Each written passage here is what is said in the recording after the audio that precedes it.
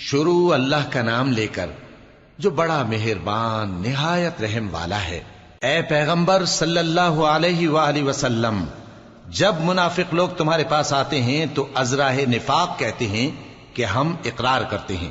کہ آپ بے شک اللہ کے پیغمبر ہیں، اور اللہ جانتا ہے کہ در حقیقت تم اس کے پیغمبر ہو، اور اللہ ظاہر کیے دیتا ہے کہ منافق یقیناً جھوٹے ہیں۔ انہوں نے اپنی قسموں کو ڈھال بنا رکھا ہے اور ان کے ذریعے سے لوگوں کو اللہ کی راہ سے روک رہے ہیں۔ کچھ شک نہیں کہ جو کام یہ کرتے ہیں برے ہیں، یہ اس لیے کہ یہ پہلے تو ایمان لائے پھر کافر ہو گئے،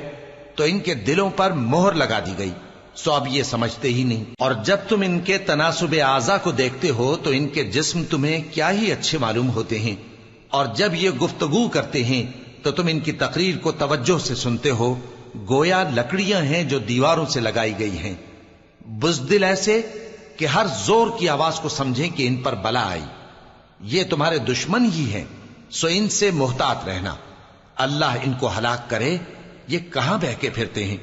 اور جب ان سے کہا جائے کہ آؤ رسول اللہ صلی اللہ علیہ وآلہ وسلم تمہارے لیے مغفرت مانگیں، تو سر ہلا دیتے ہیں، اور تم ان کو دیکھو کہ تکبر کرتے ہوئے رکے ہی رہتے ہیں۔ تم ان کے لیے مغفرت مانگو یا نہ مانگو، ان کے آگے برابر ہے، اللہ ان کو ہرگز نہ بخشے گا، بے شک اللہ نافرمان لوگوں کو ہدایت نہیں دیا کرتا۔ یہی ہیں جو کہتے ہیں کہ جو لوگ رسول اللہ صلی اللہ علیہ وآلہ وسلم کے پاس ہیں ان پر کچھ خرچ نہ کرو یہاں تک کہ وہ خود بخود بھاگ جائیں،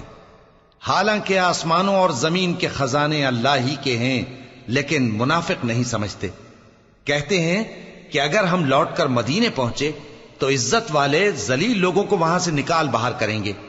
حالانکہ عزت اللہ کی ہے اور اس کے رسول صلی اللہ علیہ وآلہ وسلم کی اور مومنوں کی، لیکن منافق نہیں جانتے۔ مومنوں، تمہارا مال اور اولاد تم کو اللہ کی یاد سے غافل نہ کر دے، اور جو ایسا کرے گا تو وہ لوگ خسارہ پانے والے ہیں۔ اور جو مال ہم نے تم کو دیا ہے اس میں سے اس وقت سے پیشتر خرچ کر لو کہ تم میں سے کسی کی موت آ جائے تو اس وقت کہنے لگے کہ اے میرے پروردگار، تو نے مجھے تھوڑی سی اور مہلت کیوں نہ دی تاکہ میں خیرات کر لیتا اور نیک لوگوں میں داخل ہو جاتا۔ اور جب کسی کی موت آ جاتی ہے تو اللہ اس کو ہرگز مہلت نہیں دیتا، اور جو کچھ تم کرتے ہو اللہ اس سے خبردار ہے۔